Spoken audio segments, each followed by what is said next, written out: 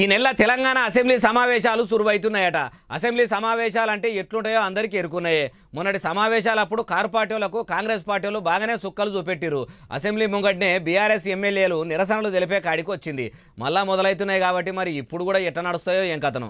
ఈ నెల 23 తారీఖు నుంచి తెలంగాణలో అసెంబ్లీ సమావేశాలు సురువైతున్నట్టు మలి సర్కారు చెప్పుకొచ్చింది. అట్లనే 25 తారీఖు 26 తారీఖు నాడు అసెంబ్లీలో మొత్తం బడ్జెట్ను కూడా బట్టి విక్రమార్క సారు ప్రవేశపెడతాడట.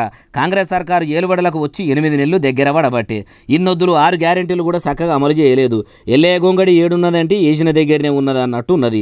కాంగ్రెస్ వస్తే మార్పు వస్తుంది అన్నారు. ఎంత మార్పు వచ్చిందంటే కారు ప్రభుత్వం పోయి కాంగ్రెస్ ప్రభుత్వం మారింది. కారు పార్టీ ఎమ్మెల్యేలను ఎమ్మెల్సీలను కాంగ్రెస్లకు తీసుకునేంత మార్పు వచ్చింది తప్పితే ఇంతకంటే పెద్ద మార్పు ఏం రాలేదు.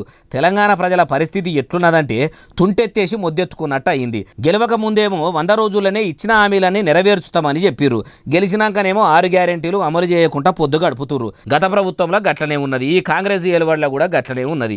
అయ్యా బట్టిగారు, మీరు ముందుగాల ఎన్నికల ముంగట ఇచ్చిన 6 గ్యారెంటీల అమలుకు అక్కెరయ్యే పైకమిచ్చే ప్రయత్నం చెయ్యిర్రి. మళ్ళా పాతయ్యే దోడుకుంటా అసెంబ్లీలో అందరి విలువైన సమయాన్ని ఉత్తాగా గడవకుండా చూడుండి సారు అంటుర్రు ఈ ముచ్చటిన్నోళ్ళు.